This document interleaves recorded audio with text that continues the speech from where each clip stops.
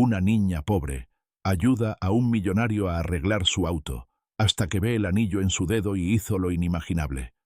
«¡No lo toque!», gritó la niña saliendo de la nada, con los ojos fijos en el motor del auto humeante. «Si conecta ese cable mal, la batería puede explotar». El millonario la miró de arriba abajo, incrédulo. Una niña sucia, descalza, con un destornillador en la mano como si supiera lo que hacía. «¿Y tú quién eres?». «La única que puede hacer que su auto vuelva a arrancar». Él iba a responder con sarcasmo, pero algo en su mirada lo detuvo. Ella se acercó con decisión, revisó los cables y justo cuando alzó la mano, él vio el anillo. Un anillo imposible. El mismo que había entregado 11 años atrás, el que desapareció junto con la única mujer que amó. Y ahora lo llevaba puesto una niña desconocida. El Bentley negro se detuvo entre chirridos cerca del antiguo paso ferroviario, en las afueras del pueblo olvidado de San Pedro del Valle. Arturo del Monte, multimillonario curtido por los negocios y los fracasos emocionales, maldijo en voz baja mientras salía del auto. Lejos de la ciudad, sin señal, sin cobertura, sin asistentes ni guardaespaldas, parecía un rey caído en tierra hostil. Entonces, desde la maleza, apareció ella.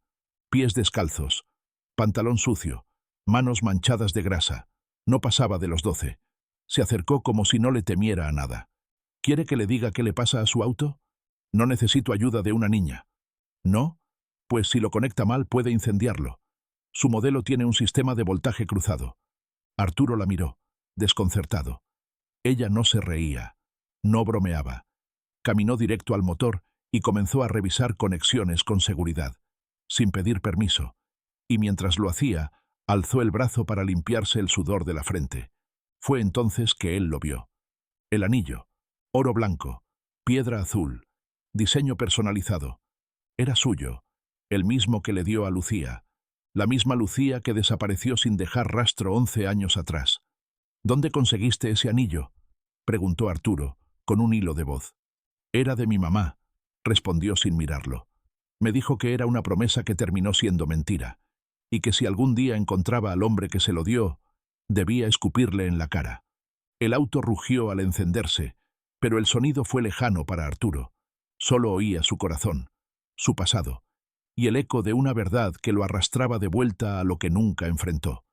«¿Cómo se llamaba tu madre?». «Lucía Calderón».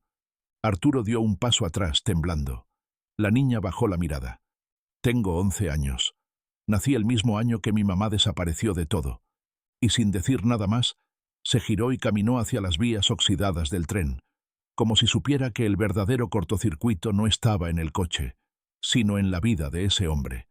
Arturo se quedó inmóvil, con el zumbido del motor de fondo como un eco lejano, pero la mente sumida en un torbellino brutal.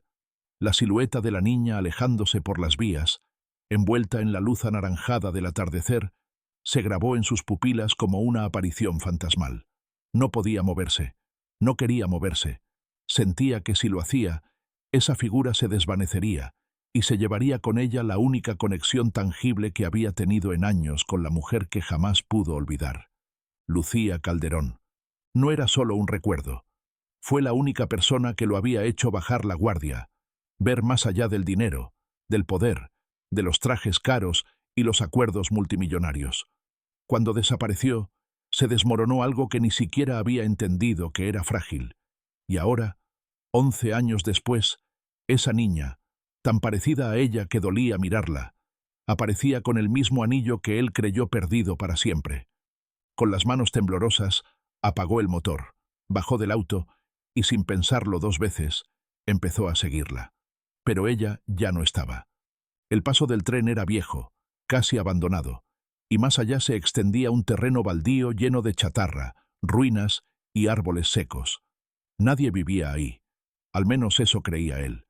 Sin embargo, al caminar entre los arbustos, vio un pedazo de tela ondeando con el viento, un trapo sucio colgado en una cuerda improvisada entre 2 árboles, y cerca de ahí, un cobertizo oxidado y una bicicleta sin llantas. La niña vivía allí.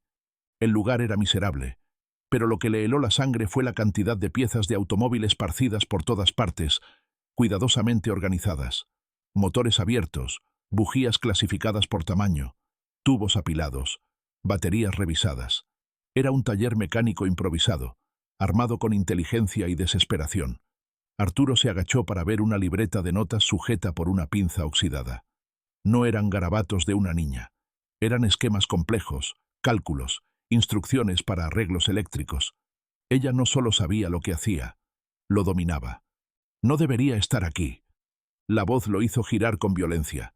La niña estaba parada detrás de él, con los brazos cruzados, sin miedo, sin asombro, como si supiera que él volvería.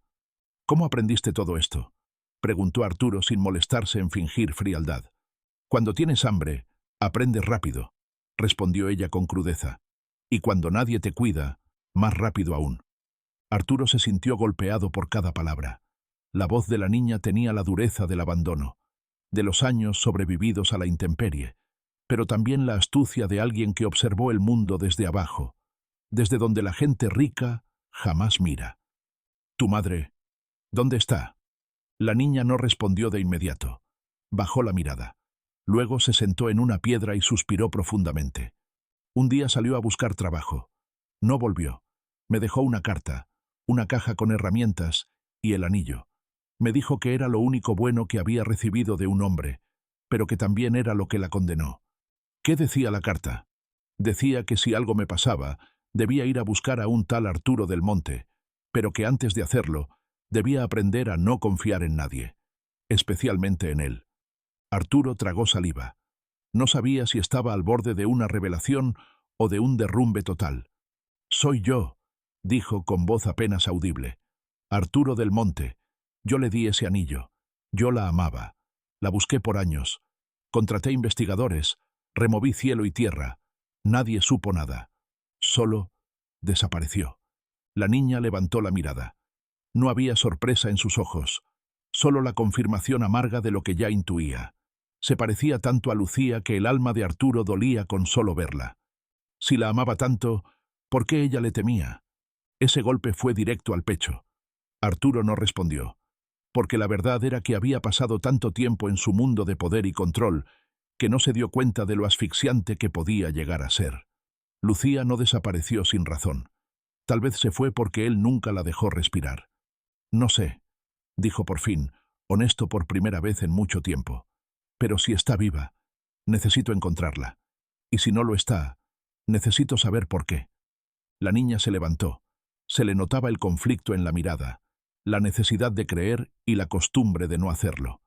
«Entonces prepárese», dijo ella, dándose la vuelta. «Porque si quiere saber la verdad, no le va a gustar». Y sin esperar su respuesta, se adentró en la maleza. Arturo la siguió, sin saber que con cada paso se alejaba del mundo que conocía y se acercaba a una verdad enterrada, que cambiaría todo lo que creía saber sobre Lucía, sobre sí mismo y sobre esa niña. El sendero que la niña tomó no era un camino cualquiera, era una trampa natural, un laberinto de ramas torcidas y raíces que sobresalían como manos saliendo de la tierra. Arturo avanzaba con dificultad, apartando maleza con su chaqueta de diseñador ahora cubierta de polvo y sudor. La niña, en cambio, se movía con precisión, como si sus pies conocieran cada piedra del suelo, cada hueco traicionero, cada sombra que indicaba por dónde seguir. En el silencio solo se escuchaban los pasos de ambos, aunque en sus cabezas rugía un caos de pensamientos que ninguno estaba listo para soltar. Después de casi 20 minutos caminando, llegaron a una zona escondida entre árboles inclinados por el viento. Allí, como un fantasma en medio del abandono, se alzaba una vieja casa de madera, deformada por el tiempo, pero aún en pie. La estructura crujía con el aire, y los cristales de las ventanas estaban cubiertos con cartón. Había ropa tendida en sogas hechas de cable eléctrico. Un perro sin raza dormía en la entrada, y un balde oxidado goteaba agua desde una de las esquinas. «Aquí viví con ella, hasta que se fue», dijo la niña, abriendo la puerta con una palmada seca sobre el marco. «Nadie sabe que este lugar existe, ni los del pueblo, ni los hombres que venían a buscarla por las noches». Arturo se detuvo. La frase era simple, pero lo golpeó como un mazo. «¿Qué hombres?». La niña lo miró con una expresión que no correspondía a su edad, como si llevara siglos arrastrando la desconfianza. «No sé quiénes eran. Llegaban con autos grandes, de noche. Ella los espantaba, pero a veces lloraba después. Me decía que no hiciera ruido, que me escondiera. A veces le dejaban sobres en la puerta. Un día, uno de ellos le gritó algo sobre traicionar al patrón. Arturo sintió que el pasado, aquel que había enterrado tras los negocios y la falsa paz, regresaba con un rostro que no conocía. Lucía jamás le habló de amenazas. Jamás mencionó sentirse perseguida. Era él tan ciego, tan ocupado comprando empresas, cerrando tratos, construyendo imperios, que nunca notó que ella se marchitaba a su lado. Entraron a la casa. El interior estaba cubierto por una penumbra densa, aunque se notaba que la niña intentaba mantenerlo ordenado. Había una lámpara alimentada por batería, libros en una caja de leche, una cama hecha de palés con mantas desiguales. Pero lo que más llamó la atención de Arturo fue un mural improvisado en la pared.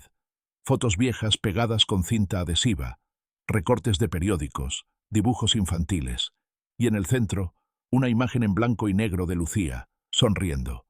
«¿Dónde encontraste esa foto?», preguntó Arturo, acercándose como si tocara algo sagrado. «Estaba en la caja junto con el anillo», respondió la niña, sentándose en el suelo.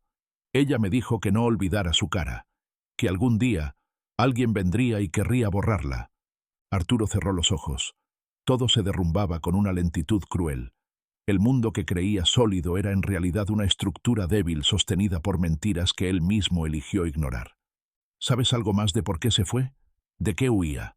La niña negó con la cabeza, pero no con certeza, sino con la tristeza de quien sabe más de lo que ha podido digerir. Solo que una vez mencionó que si le pasaba algo, tenía que buscar a una mujer llamada Eva, y que solo ella sabría qué hacer. Pero nunca me dijo dónde encontrarla. Solo me repitió un nombre de ciudad: Puerto Roca. Arturo frunció el ceño. Puerto Roca era un pequeño pueblo costero a 3 horas de allí, lugar turístico para gente rica que buscaba paz frente al mar.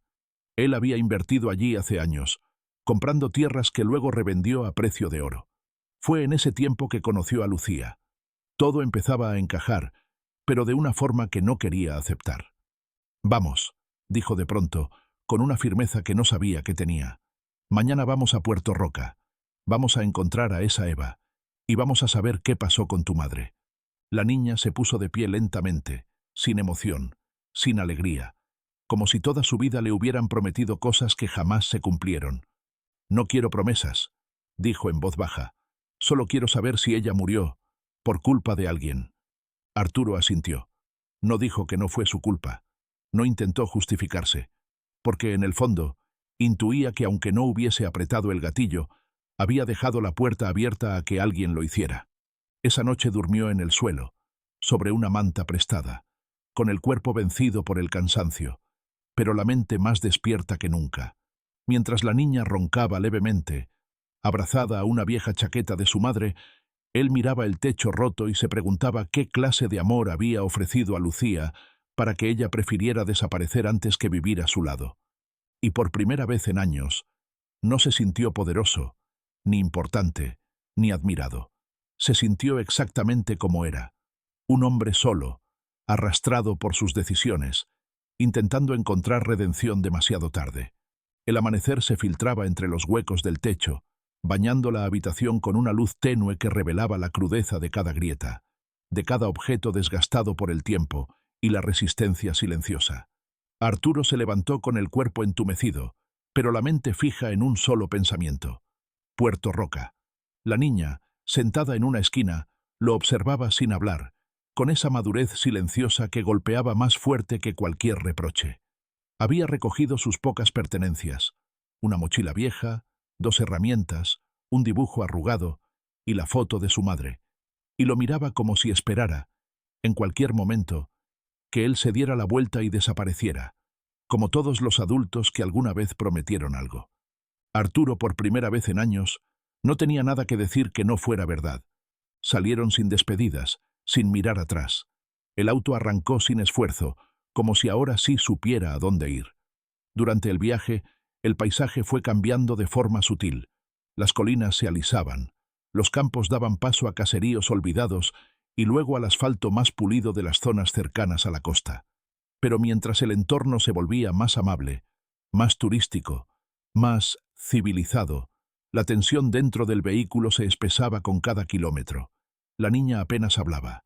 Arturo tampoco, pero cada vez que él la miraba de reojo, sentía que estaba conduciendo con el corazón expuesto, como si ella pudiera ver a través de él cada error cometido, cada silencio que había decidido guardar cuando Lucía comenzó a apagarse a su lado. Llegaron a Puerto Roca al mediodía. La ciudad era un cuadro pintado con calma. Casas blancas, balcones floridos, calles estrechas donde los viejos aún se sentaban a mirar pasar la vida, y el mar, majestuoso, rompiendo en las rocas con una fuerza que parecía eterna. Arturo aparcó el auto frente a una pequeña cafetería que aún mantenía su letrero oxidado de madera. Allí, años atrás, había conocido a Lucía. Ella trabajaba como mesera los fines de semana, y él, recién llegado con su séquito de arquitectos, la notó no por su sonrisa, sino por la forma en que no le sonrió como al resto. «¿Qué estamos buscando exactamente?», preguntó la niña, bajando del coche sin dejar de mirar a todos con ojos de quien no confía en nadie. «Una mujer llamada Eva. Si tu madre le dejó ese nombre, es porque confiaba en ella más que en nadie. Y eso ya dice mucho». Caminaron por la plaza central preguntando discretamente, evitando dar detalles. La mayoría no conocía a ninguna Eva. Otros solo recordaban vagamente a una mujer mayor que vendía collares en la playa hacía años. Finalmente, un hombre mayor, que regentaba una tienda de antigüedades, les dio la pista correcta. «¿Eva? Claro que la recuerdo. Vivía sola en la colina que da al acantilado. Tenía una casa hecha de madera vieja y conchas marinas. Decían que era bruja, que ayudaba a la gente, o los condenaba. ¿Por qué preguntan?» «Buscamos respuestas», dijo Arturo con voz firme. Solo eso. El hombre les indicó el camino, y tras una caminata empinada, llegaron a la loma. La casa era real, y estaba ahí, como salida de un cuento oscuro.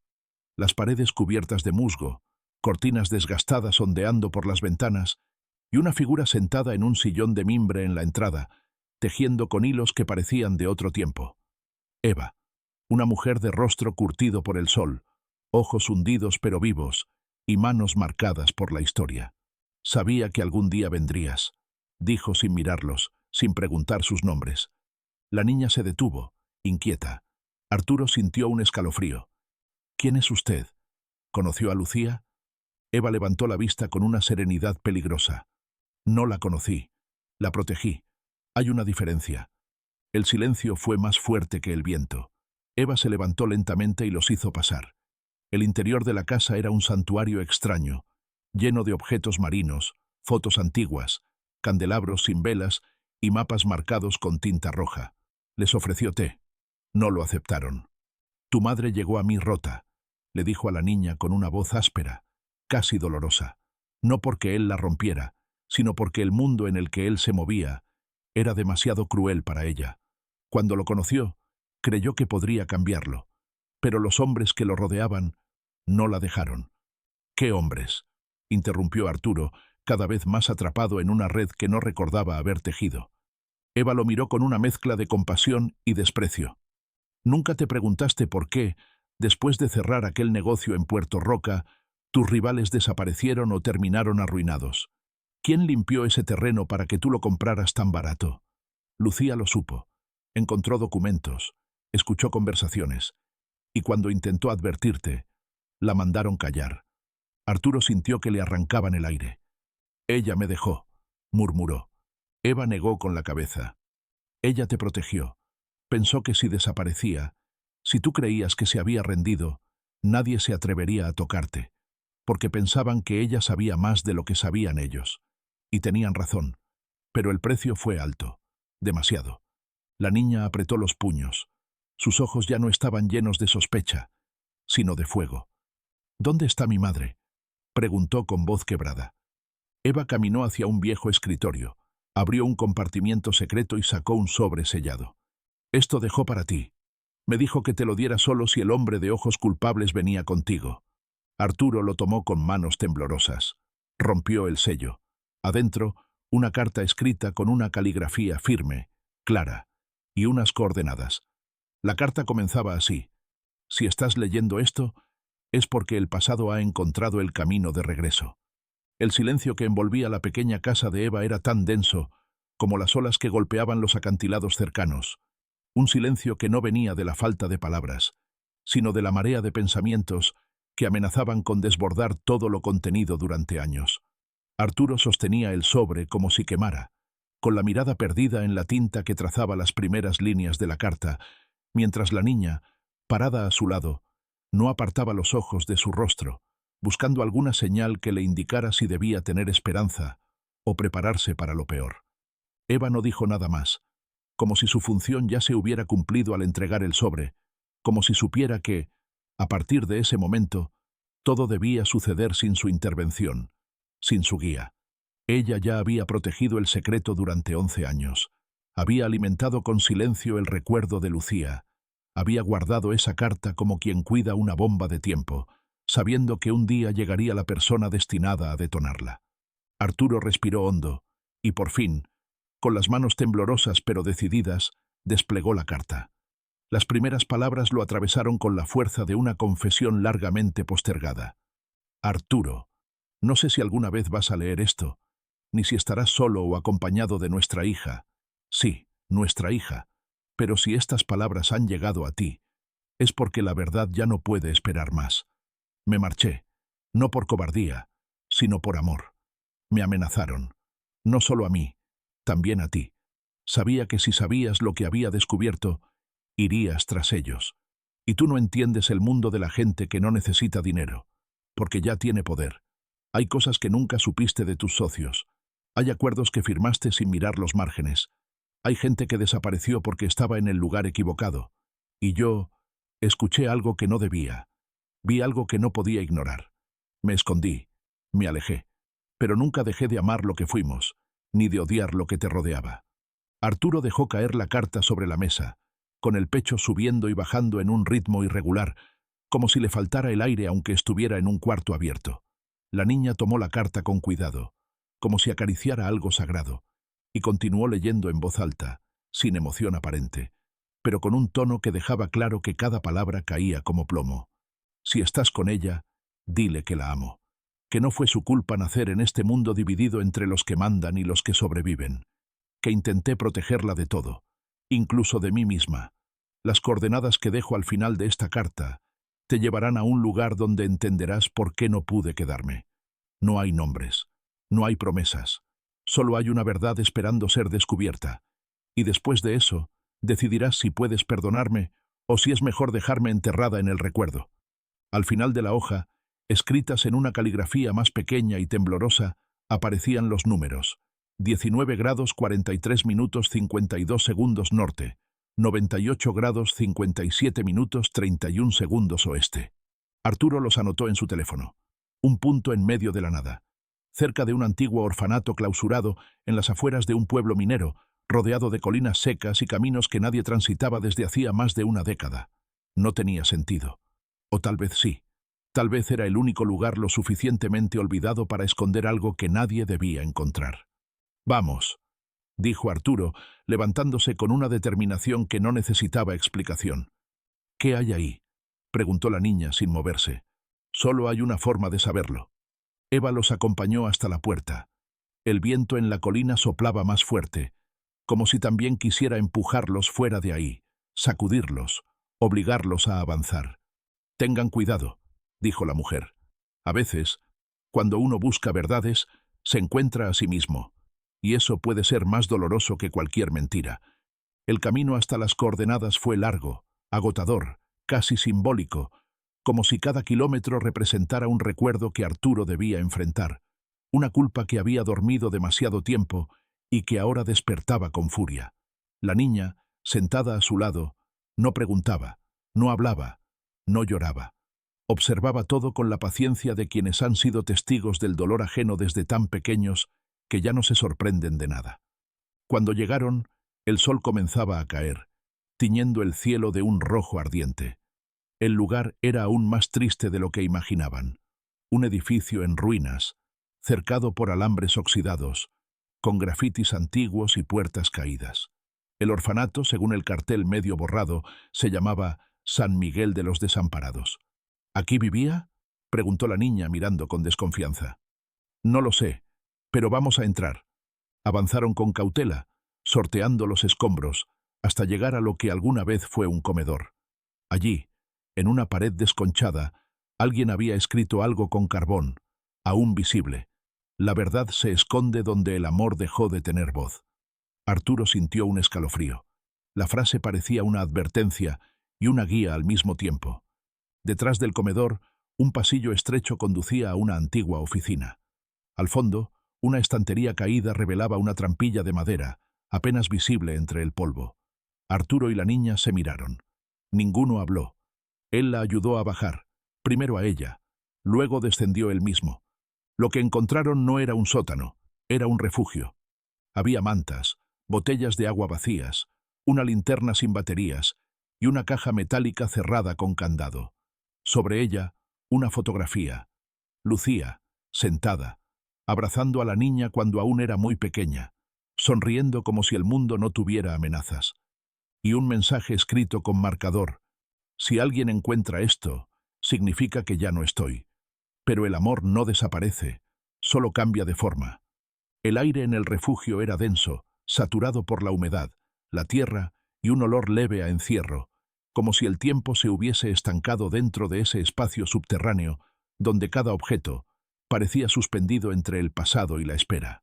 Arturo no podía dejar de mirar la foto que reposaba sobre la caja metálica. El rostro de Lucía, tan vivo, tan ajeno al horror que debió venir después, lo desarmaba por dentro, lo arrastraba hacia una memoria que ya no sabía si le pertenecía o si había sido distorsionada por los años de culpa y silencio.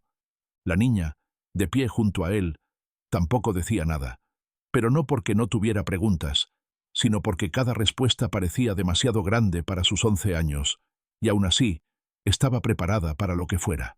Había crecido con la ausencia como única certeza, con el abandono como compañía, con la dureza del mundo moldeando su carácter en lugar del amor que debió acompañarla. Arturo sacó una pequeña palanca del suelo y forzó el candado de la caja con torpeza. Cuando finalmente se abrió, un crujido metálico rompió el silencio como un disparo en medio de una iglesia. Dentro había una libreta de cuero, varios sobres amarillentos, una grabadora portátil con una cinta insertada y una cadena rota que alguna vez había sostenido una medalla. Tomó primero la libreta, la abrió con manos temblorosas y leyó la primera página, escrita con tinta negra. Esta no es una historia bonita, ni busca perdón. Es un mapa para quien todavía cree que el amor puede sobrevivir al miedo. Si estás leyendo esto, Arturo, entonces tal vez ya entiendes que el poder sin verdad es solo una forma más elegante de destruir lo que amas. El resto eran notas, escritas en diferentes fechas, con caligrafía apurada, angustiada, pero firme. Lucía había documentado todo, nombres de hombres que la habían perseguido, lugares donde la habían visto por última vez antes de esconderse, acuerdos entre empresarios que ella había descubierto accidentalmente mientras trabajaba como secretaria temporal en una oficina ligada a los socios de Arturo. Incluso mencionaba a uno de ellos por nombre. Ramiro Velasco, un viejo amigo de Arturo, inversor silencioso de sus primeros proyectos. Según las notas, Lucía había escuchado una conversación grabada accidentalmente en una cinta que aún conservaba. Una conversación donde se discutía cómo eliminar a una persona que amenazaba con revelar que sus propiedades habían sido adquiridas a través de desalojos ilegales y chantajes. «Esto no es una conspiración cualquiera», dijo Arturo con voz ronca, pasándose la mano por el rostro. «Esto es lo que ella quería protegernos de, lo que nunca quiso que supiéramos. No se fue porque sí. La obligaron a borrarse». La niña tomó la grabadora con las dos manos, la miró como si contuviera un pedazo de su madre que aún respiraba dentro de ella, y sin pedir permiso, apretó el botón de reproducción. Un zumbido inicial, luego estática, y finalmente, voces. Si esa mujer dice una sola palabra, se acabó todo. Que desaparezca, que no deje rastro. Ya lo hicimos antes. Y Del Monte no tiene ni idea. Cree que está construyendo un imperio limpio. Las palabras eran claras, inconfundibles, y una de las voces pertenecía a Ramiro. Arturo la reconoció al instante. Era esa voz suave, de tono paternal, la misma que lo había acompañado en sus inicios, la que lo había impulsado a invertir en Puerto Roca, la que lo había animado a no preguntar tanto mientras los beneficios se multiplicaban como conejos en primavera. «Me usaron», murmuró Arturo, con el rostro desencajado. «Me mantuvieron ciego. Lucía intentó decírmelo y yo estaba demasiado ocupado firmando contratos, apareciendo en revistas, construyendo esa imagen perfecta mientras destruían su vida». La niña lo miró, con una mezcla de rabia y tristeza, como si quisiera golpearlo y abrazarlo al mismo tiempo, pero al final solo dijo una frase: «Entonces, ya sabes lo que tienes que hacer». Arturo asintió. Tomó la libreta, los sobres, la grabadora, y la guardó todo en una mochila improvisada que habían traído. Cuando salieron del refugio, el sol estaba cayendo sobre el horizonte, pintando el cielo con una paleta violenta de naranjas y púrpuras, como si el mundo supiera que algo estaba por romperse. No regresaron al coche de inmediato. Se sentaron en una roca frente al viejo orfanato, y por un momento ninguno de los dos habló. Solo miraban el viento mover los árboles secos, escuchaban el lamento lejano de los cuervos y el crujir de las ruinas detrás de ellos. «¿Y ahora?», preguntó la niña, sin quitar la vista del horizonte. «Ahora vamos a ver a Ramiro», respondió Arturo con la voz endurecida, «pero esta vez no como su socio, ni como su peón. Esta vez voy a mirarlo a los ojos y ponerle enfrente todo lo que quiso enterrar. No sé si esto servirá para limpiar lo que hice mal, pero no puedo permitir que todo esto quede bajo tierra. No más. ¿Y si te destruye a ti también?». Arturo la miró, no como a una niña, sino como a una igual, como a la hija que apenas ahora estaba comenzando a conocer, una niña nacida en la sombra de sus decisiones, y que ahora se convertía en la razón para no huir más. «Tal vez merezco que lo haga, pero tú mereces algo mejor que crecer con miedo, y tu madre merece justicia, aunque yo tenga que caer con ella». La niña se quedó en silencio unos segundos. Luego, sin expresión, sin emoción aparente, tomó su mano por primera vez. No por cariño, no por ternura, sino porque entendía, desde lo más profundo, que lo que venía requería valor, y a veces ese valor solo se encuentra cuando alguien decide sostener tu mano, aunque no sepas cuánto tiempo más podrá hacerlo. El viaje de regreso a la ciudad no fue silencioso por falta de palabras, sino porque ambos sabían que cualquier cosa que se dijera sería insuficiente ante lo que estaban por enfrentar. La niña dormía con la cabeza apoyada contra la ventana, y Arturo la miraba de reojo como si no pudiera aceptar del todo que ella estuviera ahí, viva, real, y con los ojos de Lucía reflejados en los suyos, recordándole en cada gesto que había una historia entera que se desarrolló a sus espaldas, bajo su nombre, a costa de su ignorancia voluntaria. Cuando las luces de la ciudad comenzaron a aparecer en el horizonte como luciérnagas desordenadas, Arturo ya había tomado una decisión. No iba a delegar, no iba a enviar abogados, no iba a armar una estrategia legal ni a proteger su imagen, porque entendía, con una claridad dolorosa, que esta vez tenía que enfrentarse solo a quien, por años, había sido la sombra amable detrás de su éxito. Ramiro Velasco, su amigo de infancia, su mentor en los negocios, su socio silencioso en operaciones que ahora sabía, estaban manchadas con el sufrimiento de personas como Lucía. Aparcó el coche frente al edificio de oficinas donde todo comenzó, un complejo moderno de cristal y acero que él mismo había inaugurado 10 años atrás, con un brindis y un discurso sobre honestidad, futuro y compromiso con la gente, palabras que hoy le parecían huecas, escupidas desde un púlpito que ahora le daba vergüenza haber ocupado. Le pidió a la niña que lo esperara en el auto, no por protección, sino porque sabía que lo que estaba por decirle a Ramiro no podía ser presenciado por alguien que aún conservaba la capacidad de creer en el perdón. Subió por el ascensor en silencio, sintiendo el peso de cada piso que atravesaban como si fueran años cayendo de golpe sobre su espalda. Cuando llegó a la oficina de Ramiro, el asistente le sonrió con esa falsa cortesía que tanto conocía y le dijo que podía pasar sin anunciarse, como siempre. El mundo aún lo veía como el hombre que tenía el control. Nadie había notado, ni por un segundo, que venía dispuesto a volcar la mesa con todas las piezas encima. Ramiro estaba de pie, mirando por la ventana, con una copa de whisky en la mano, y el mismo porte elegante que había tenido toda la vida. Al oír la puerta, se giró con una sonrisa automática. pero ésta se desvaneció en cuanto vio el rostro de Arturo. Porque Arturo ya no era el mismo. Ya no traía la mirada de quien busca cerrar un trato, sino la de quien ha visto el otro lado del espejo y ha decidido romperlo. «Arturo, no esperaba verte hoy», dijo Ramiro, dejando la copa en el escritorio con gesto casual. «¿Todo bien?» Arturo no respondió de inmediato. Se acercó con la mochila colgada al hombro, la dejó sobre el sillón de cuero y sacó la libreta, los sobres y la grabadora. Los puso sobre la mesa sin decir una sola palabra, y esperó. Ramiro los miró como si fueran basura. Luego alzó una ceja.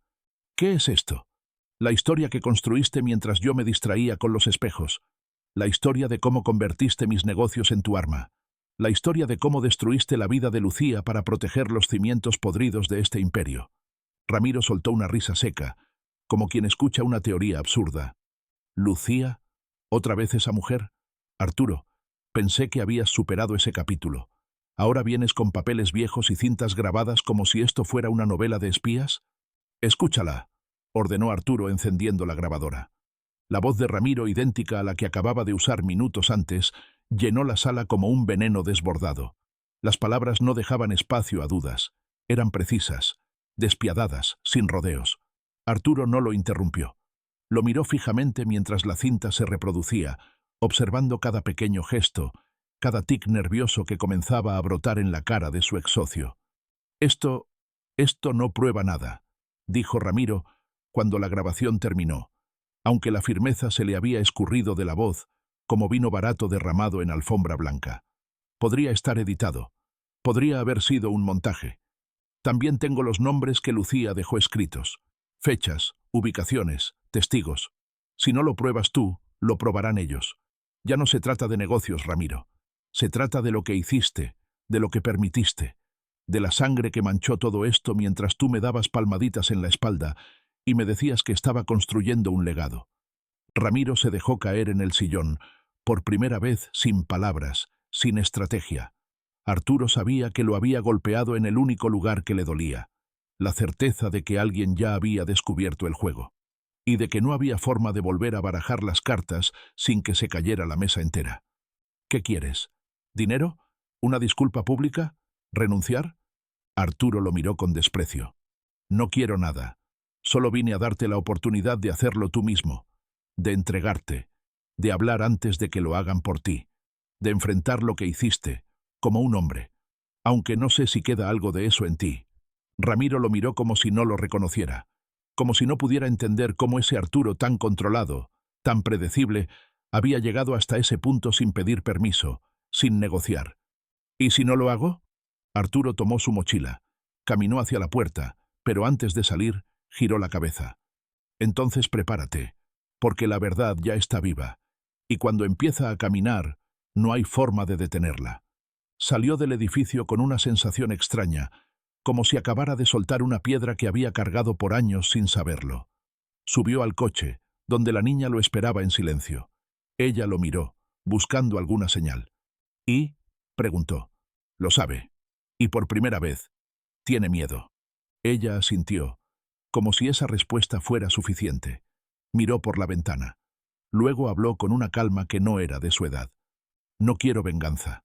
Solo quiero que nadie más tenga que vivir escondiéndose por decir la verdad». «Entonces vamos a asegurarnos de eso», dijo Arturo, arrancando el coche, no con prisa, sino con propósito. La ciudad, con su ritmo implacable y su aire cargado de indiferencia, seguía girando como si nada hubiese cambiado, pero Arturo sabía que algo, en lo profundo de su mundo, se había quebrado para siempre. Ya no podía mirar los edificios de cristal sin pensar en todo lo que se había ocultado tras esas paredes. No podía escuchar su nombre, sin recordar las veces que fue usado como escudo para proteger mentiras.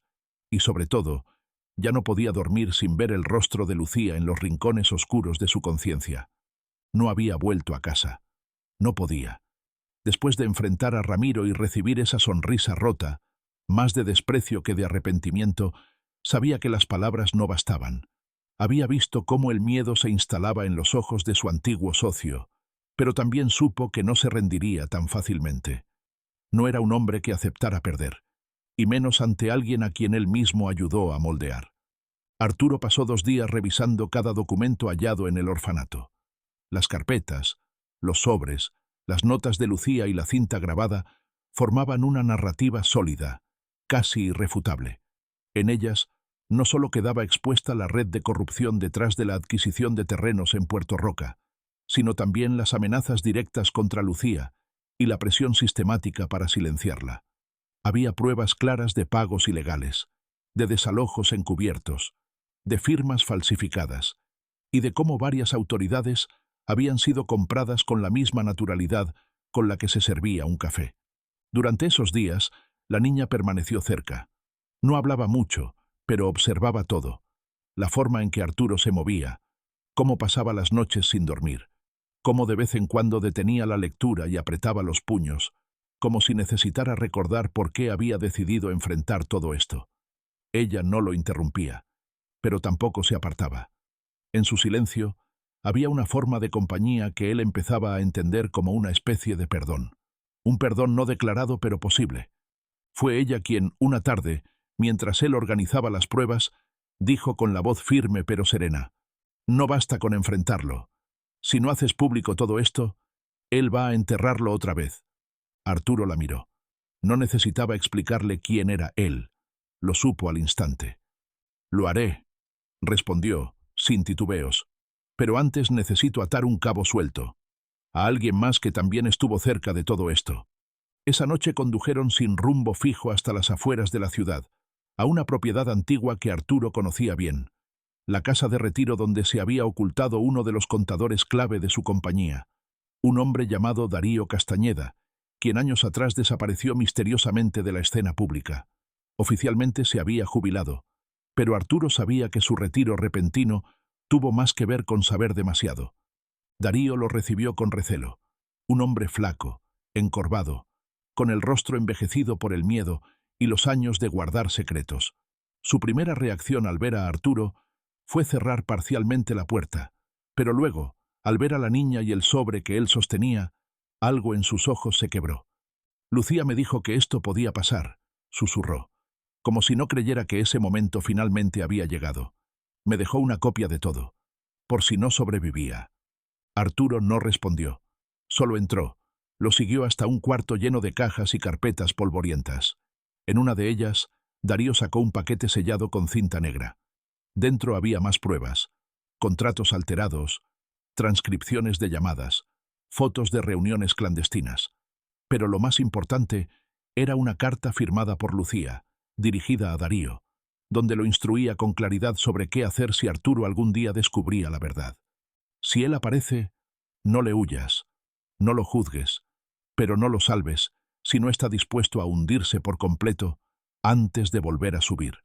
Esa frase quedó grabada en la mente de Arturo como un mantra, como un código que debía seguir sin desviarse. Ya no se trataba de reparar, se trataba de hundirse, de romper todo, para construir algo nuevo. Al salir de la casa, con la carpeta bajo el brazo y la niña caminando a su lado, Arturo no dijo nada. Pero ella lo entendió todo. Sabía que el momento había llegado. No bastaba con enfrentar a Ramiro en privado. No bastaba con mirar a los culpables a los ojos. Tenía que arrastrarlos a la luz. Y para eso, tendría que renunciar a todo lo que había sido. La mañana en que Arturo decidió hacerlo público, la ciudad amaneció gris, como si el cielo también se negara a ocultar más verdades. No fue una decisión tomada a la ligera, ni nacida del impulso, sino una resolución que había madurado en cada noche sin dormir, en cada palabra escrita por Lucía, en cada mirada silenciosa de esa niña que, sin buscarlo, se había convertido en el espejo más brutal de lo que había sido, de lo que había permitido y de lo que ya no podía tolerar. No convocó una rueda de prensa, no llamó a sus abogados, no pidió consejo a sus aliados, muchos de los cuales ya no sabía si eran verdaderos o simples piezas de una maquinaria corrupta.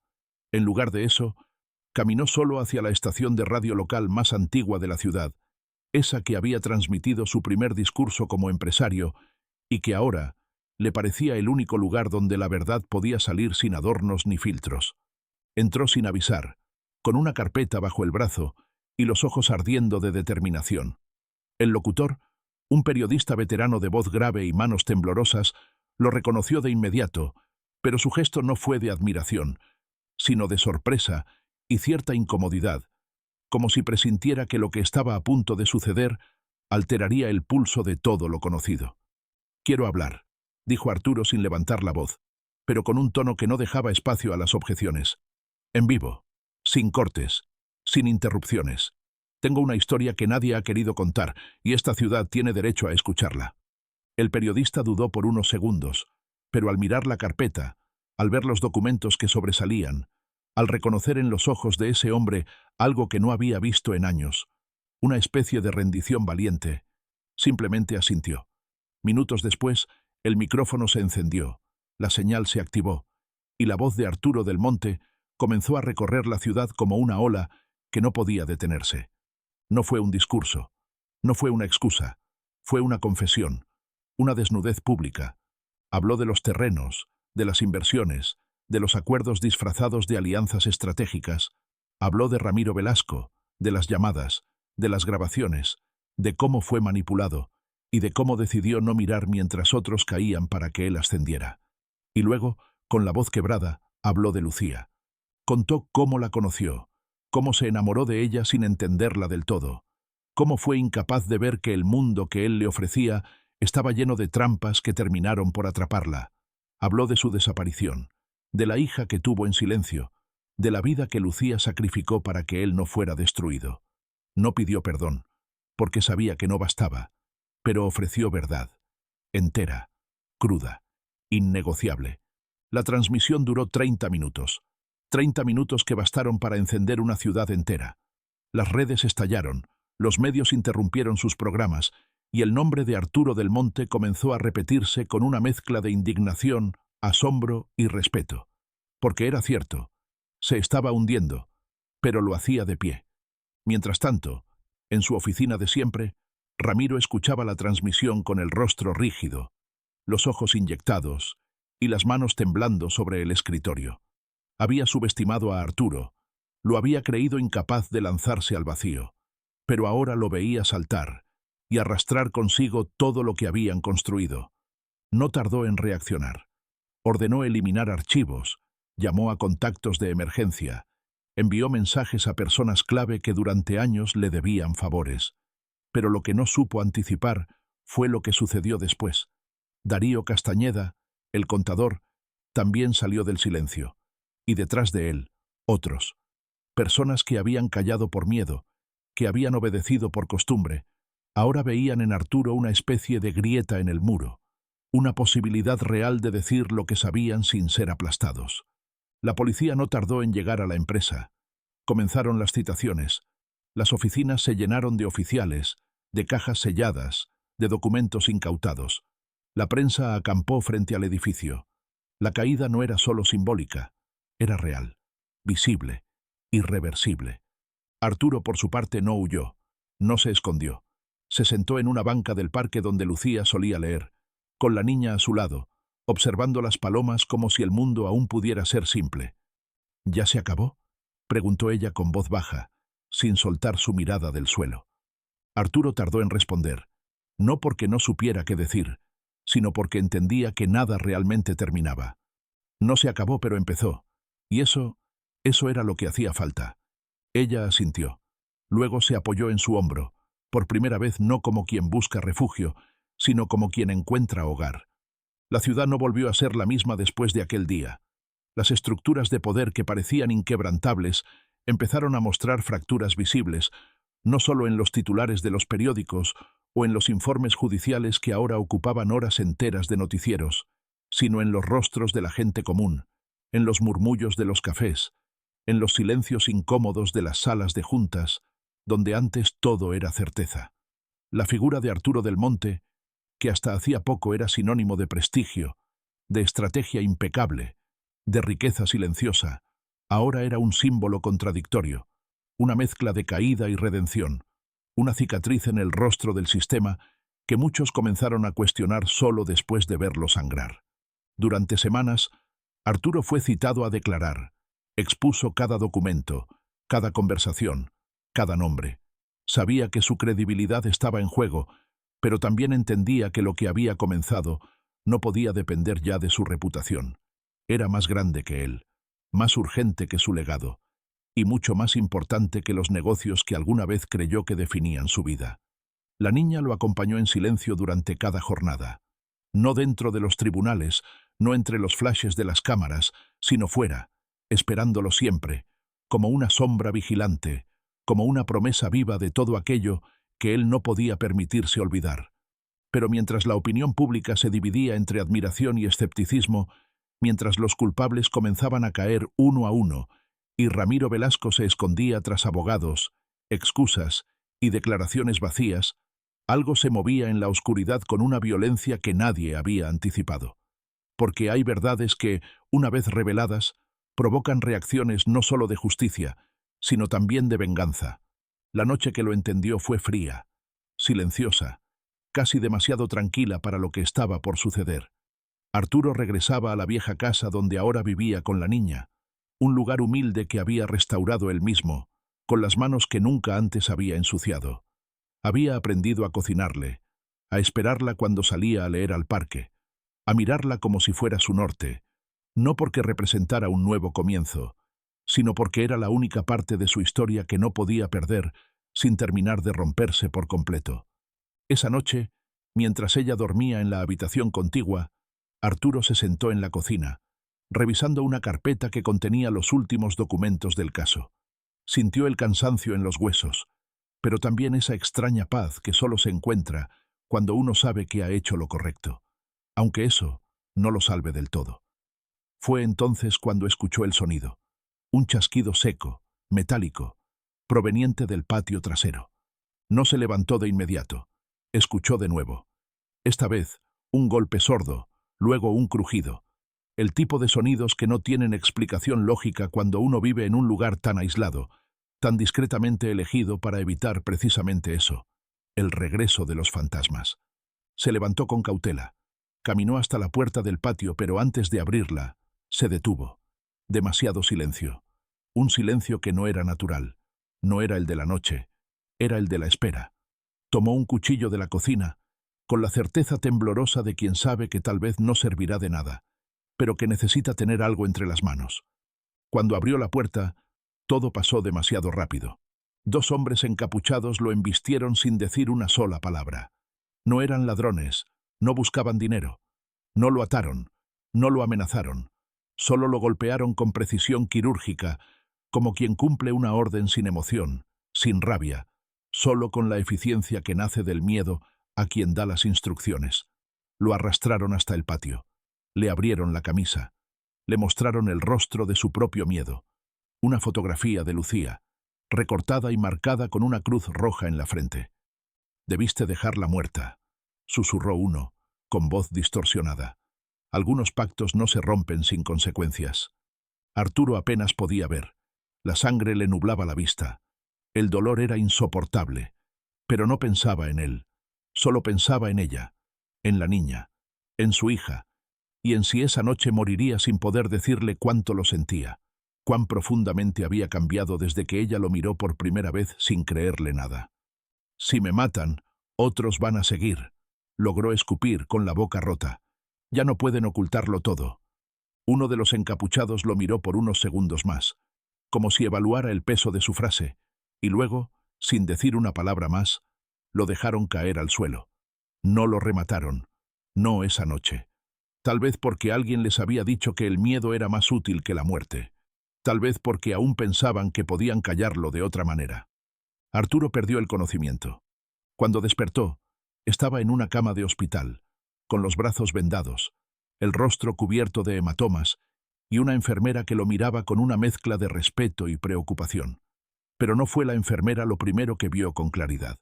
Fue la niña, sentada a su lado, despierta, firme, con los ojos rojos de no dormir, de no llorar, de simplemente esperar. «¿Te duele?», preguntó. Él asintió, con una mueca. «Sí, pero no más que antes». «¿Vas a rendirte?». Arturo la miró a los ojos, y en ese momento supo que ya no importaba si lo destruían, porque la verdad estaba viva, porque ella lo había escuchado todo, porque ahora, aunque lo mataran, el fuego seguiría. «Number, ahora es cuando más fuerte voy a hablar». Días después, mientras aún tenía la cara marcada y el cuerpo maltrecho, Arturo dio su primera entrevista en televisión nacional. Mostró las fotos, nombró a los intocables, reprodujo la grabación y, con la voz quebrada pero clara, denunció que intentaron matarlo para silenciarlo. Y no pudieron. La imagen de él, vendado, frente a la cámara, hablando no por venganza sino por justicia, recorrió el país como un latido imparable. Esa noche, alguien encendió una vela en la tumba de Lucía. Nadie supo quién fue. Pero la llama quedó ahí, temblando bajo el viento, como si supiera que esta vez no se apagaría.